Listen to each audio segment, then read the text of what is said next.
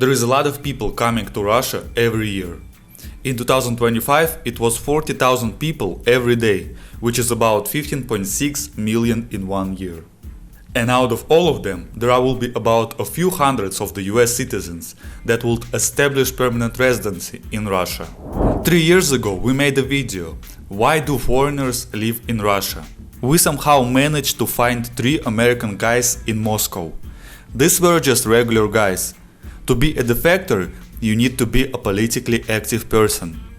In the history of Russia and the USSR, the defectors were mostly spies, but we will get to that.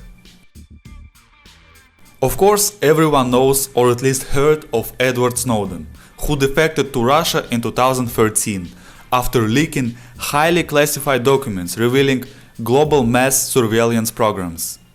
He was granted permanent residency and officially received Russian citizenship in 2022.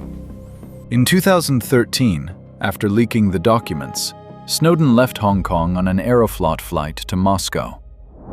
I have a feeling that a lot of people in the Western Bloc wouldn't trust a person that's hiding in Russia. But here is an interesting moment. WikiLeaks stated the following. Snowden, an American who exposed the global regime of surveillance conducted by the intelligence services of the United States and Great Britain, left Hong Kong on legal grounds. He is going to the democratic state to get asylum. Snowden escaped to Russia when it was considered a democratic state, at least by WikiLeaks. He wasn't the first American citizen who revealed the US spying practices. In 1960, William Hamilton Martin and Vernon F. Mitchell, the NCA cryptologist, defected together and revealed the US spying practices at a Moscow press conference. They reportedly regretted it. One died in Russia, the other in Mexico. Ladies and gentlemen, this video was edited by the editing agency. It's my own agency, so if you need videos to edit, let me know. You will get 2 videos for free. The information about the US defectors is not publicly available. You can't just go to whocametorussia.ru and get a list of freshly arrived defectors. So the motion from the US to Russia has historically been rare compared to the reverse. Mostly it was the spies. Mostly they were driven by the ideology, which used to be communism. Even Lee Harvey Oswald, who killed John F. Kennedy, was brainwashed by the communism ideology. And he stayed in the USSR for a few years. Until, quote, I am starting to reconsider my desire about staying. The work is drab. The money I get has nowhere to be spent. No nightclubs or bowling alleys. No places of recreation except the trade union dances. I have had enough. He added that he had been misled by the Soviet propaganda and that things were not as he had thought they were in the USSR. The current day's ideology is not yet refined. It's hardly possible to classify on paper what's considered such, which is actually a part of ideology. A lack of classification and leaving it up for the Tsar and its opprichnings to decide what's wrong and what's tolerable. For example, saying the word war in 2022 might have gotten you into troubles. But then Putin said the word war in December of 2022, and it started to become legal. I would like to start with the US citizen Evan Newman. In July of 2021, Mr. Newman was charged on 6 different counts, including violent entry and assaulting police officers. He was accused of punching 2 police officers and using a metal barrier as a battering ram against police during the riots at the US Capitol building on January 6, 2021. He left to Belarus, which is not really Russia, but for simplicity, let's consider it Russia. They make up one confederation anyway. In November of 2021, Mr. Newman gave an interview to Belarusian state TV and rejected the charges against him. Obviously. Interestingly, I've also been to Minsk at this date. Luckily, I didn't have to ask for the patronage from the Belarusian government. I bet that even to this day they do the union dances and I wouldn't be able to tolerate it. In 2025 he was pardoned by Trump. And shortly after, he returned back to the United States.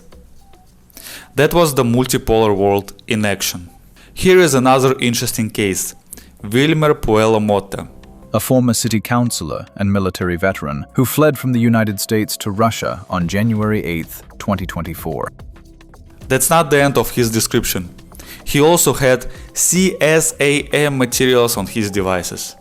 I know it's a sensitive topic, but still I want to say that the guy might have messed up without bad intention.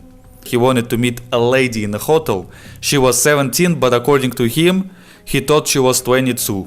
So I wouldn't call him a bad person right off the bat. The only problem is that he chose to fight for another country that doesn't represent his interests and considered to be an enemy country of his homeland. I said, why not? I'll go with it. Yeah, the guys get a laugh out of it. They get a kick out of it.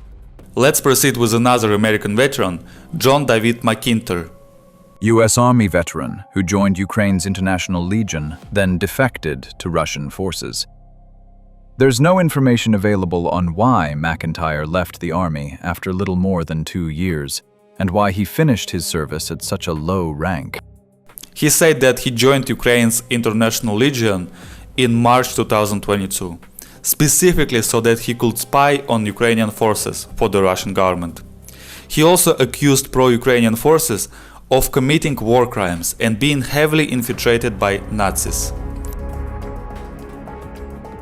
It's not clear whether he was taken by the testicles in the front lines and then he had to made it all up, but here's what he said.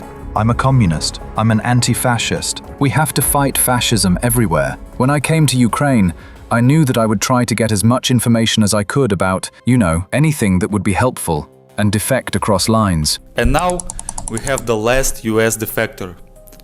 I'm going to make a video about the UK and the EU defectors later. There are much more people coming from there. But now, finally, we have Tara Reade. Reade was one of several women who initially came forward alleging that Biden had made them feel uncomfortable through inappropriate physical contact, such as standing too close or touching her hair. She pronounced these allegations in 2019. 2019 minus 1993 is 26.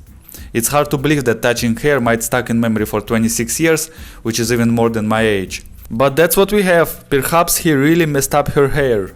In May 2023, Reade made headlines when she traveled to Moscow.